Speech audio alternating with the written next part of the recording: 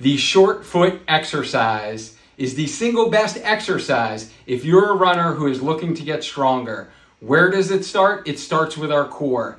And I'm not talking about your six pack or your core muscles. I'm talking about your foot core, the muscles that are underneath your foot. And this is what we call our foot core, or the tripod of our foot. These muscles are usually sleeping in most runners. And trust me, I've been there. That was me. I wore custom foot orthotics for over 10 years. I did not know how to activate the muscles on the bottom of my foot. And I've learned to activate those with this simple exercise that I'm going to describe to you. For those of you that don't know me, I'm Dr. Duane Scotti. I'm a physical therapist and coach for runners, and I'm the host of the Healthy Runner podcast, and I am just a passionate half marathoner who loves to help runners get stronger, get faster, and enjoy lifelong injury-free running. And today's exercise is one of those critical exercises that was a game changer for me. And I want to give credit where credit is due, because much of this I've learned from Dr. Emily Splickle from Naboso, and she does a phenomenal job at kind of different foot activation exercises. And this exercise that you're going to see in a little bit, and I'm going to walk you through and talk you through, the whole goal is to actually create a supportive structure of your foot. So when you're running, when your foot hits the ground, your foot is supported. And what we're going to be doing with this exercise is taking the arch of your foot and kind of building it up a little bit. And not by sticking an insert underneath, and not by sticking an orthotic. We're going to actually use the muscles that are underneath your foot. And there's going to be three main parts of your foot that we call the foot tripod. And that's going to be underneath your first metatarsal, so like the ball of your big toe, underneath your fifth metatarsal, the ball of your fifth toe, and then your heel. And you want to think about those 3 points of contact when you're doing this exercise and creating a tent effect of your foot. So we're going to basically build your arch up, learn how to activate those muscles, and then you're going to hold it and feel what it feels like to activate those muscles. Now, the one thing I want to express to you, this is not like working your biceps in the gym where you're going to be going at 100% and trying to go an all-out effort. Or if you're doing some squats, this is not an all-out effort. The whole goal of this exercise is to establish your mind-muscle connection. So take those signals from your brain, send them to these small little muscles underneath your foot, and learn how to activate these. So these are what we call motor control exercises or neuromuscular control. And initially, these are probably going to be very difficult for you to actually do. You're going to be like, I don't know what I'm doing. I can't feel anything. That is completely normal. Trust me, it probably took me a good 4 to 5 weeks, honestly, to actually master these on my left side. My right side was a little bit better. Left side was struggling a little bit. And that's because I really weren't sending the signals to those muscles.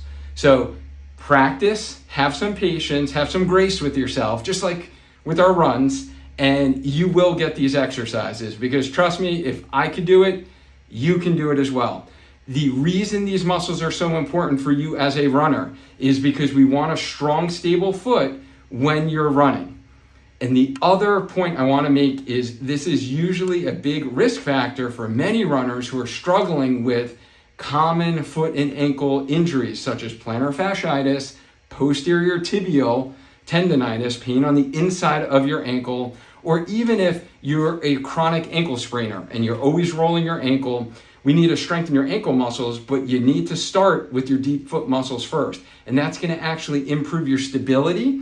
So even if you're a runner who's looking to improve your stability on one leg, you want to improve your balance, this is where it starts. Before we even get to single leg progressions and doing some harder exercises that integrate the whole lower chain. All right, so this is the foundation. Let's start with a strong foundation. Have some patience as you go through these exercises, and you will master them, and you're gonna feel more stable on one leg when you're doing your exercises and when you're out there for your runs, and more importantly, you're gonna be able to stay healthy. Let's get to it.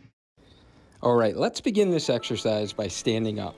You're going to place your right foot in front of the left. So we are going to be in a staggered stance position. I want you to spread your toes out and get them flat on the ground. And now we're going to focus on doing the short foot exercise only on the right foot. So you're going to gently push the tips of your toenails down into the ground and then relax.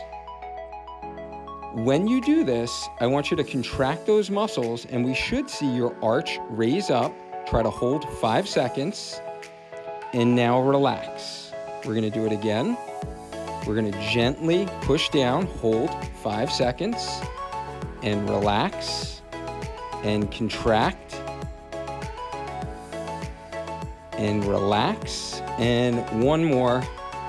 And now we'll turn around. So now we got to do the left foot. So left foot in front, right foot in back. Get those toes nice and flat on the ground. And you're just going to contract your left foot now. Using that foot tripod, we're going to gently push the tips of the toes down to raise your arch and then relax. And we're going to contract, hold 5 seconds and relax. And I'm resetting my toes there because this side is a lot harder for me on my left foot. I'm trying to feel that ground contact to my skin. And notice how I'm using a Naboso mat, which helps that sensory system be able to sense the floor so I can activate these muscles. And relax. And we're going to do one more. Go ahead and try to hold, contract 5 seconds. And relax. So now we're going to work on coordination. We're going to activate alternating right short foot, left short foot, and relax. Let's go right, left, and relax. Turn it on right, left, relax, and activate, relax. One more, 5 times total, and relax. So now we're going to switch sides. We're going to put our left foot in front.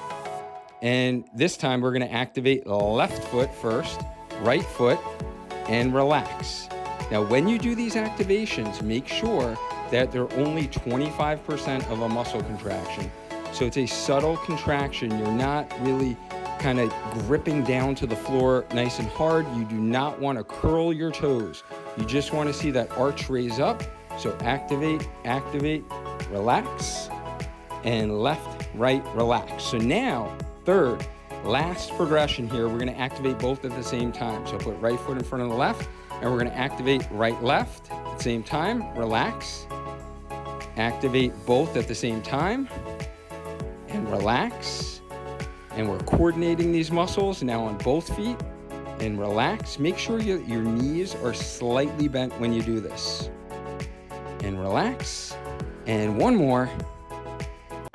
And relax. So now let's put the left foot in front and we're going to do the combined contractions.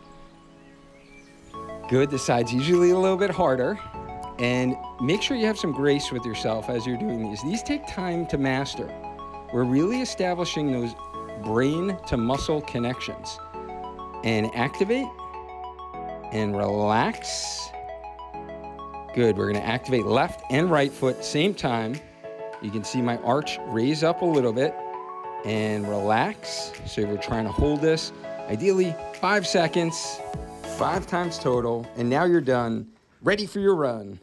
All right, how did we make out, guys? So were you able to feel those muscles activating? If so, give yourself a medal. Take one of your medals off your wall, throw it around your neck, because these exercises are very, very challenging, like I said. And if you really didn't feel the muscles, remember, have some patience, have some grace with yourself. You will get it. You need to stick with it every day. Try to practice these exercises. Now, you will notice that I was standing on a mat. This is a textured mat from Naboso. They make some great recovery products for your feet, which is excellent, that I recommend to all my runners. I've been using their products and I just absolutely love the recovery, and I love the standing mat that I use at my standing workstation, which helps activate my foot muscles while I am standing. So it is textured and helps send those signals from my brain to those muscles down at your feet. So I will drop the link below to learn more about Naboso's awesome products. But if you don't have a standing mat,